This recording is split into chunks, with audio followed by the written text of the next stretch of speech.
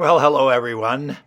Living where we do in the forest, we get to see a lot of animals right out our kitchen windows or our upstairs windows. And it's kind of neat, but you don't see big ones. You just see the actual juveniles. The big ones, you got to go deep into the forest or deep into the mountains. Now, same thing with moose. We'll see a small moose out of our window, but we'll never see the really big ones because there's a lot of hunting pressure here. So you have to go way back.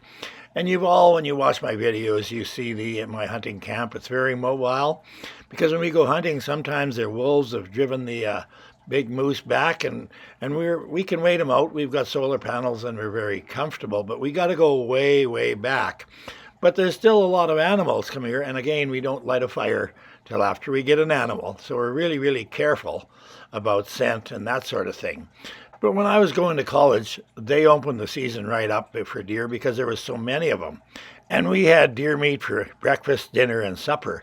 But I never ever got any of the big guys till later on in life when I figured out how to do it. Looking out our windows, we get to see the harsh reality of life in the forest and how they have to be on guard because they're hunted 24/7. And you can see how even this grouse gets very smart because she's got to be on guard or she gets eaten alive. Now we get to see a lot of deer, and I actually wanted deer sausage. So looking out our window, I get to be pretty selective. I didn't want to shoot a doe. I wanted a nice, mature buck to make sausage from. So I'm watching out and looking out and seeing all the deer, and they're very tame here because they don't get much predation around here, and they know it's safe by the yard. Now, I wanted a mature buck. Now, I'm watching this little guy. He comes in, and as soon as they really get to the yard, they know they're safe, and they just walk around, and you can watch them and stuff. But I wanted a little bit bigger deer because I'd seen some on my cameras, and there was one that was pretty big, not a monster, but a good size, and he was coming out during the day. So I kept watching, and some other deer came out, but not the one I was looking for. And so checking him out, this was a smaller deer. And again, great big deer don't come out during the day. Usually the juveniles do. And that's actually what I was looking for as a juvenile deer. So I'm watching, and sure enough, early afternoon, there he is out with a doe in the middle of the field in front of the house. And I'd already made up my mind this was the deer I was going to harvest. So it was kind of neat. I wanted to tell you this story. I mean, I harvested this deer out the sewing room window. Now, he was a mature buck, exactly what I was looking for, but his antlers probably would have never got much bigger. He had a lot of sticker points on. And again, I harvested him right out the sewing room window. And I ranged him.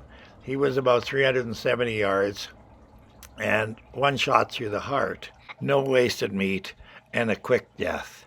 But there's the sewing room window.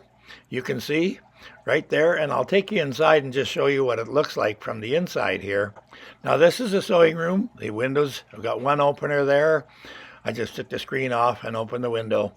And I made the shot with my Remington Sendero. I've had it for years.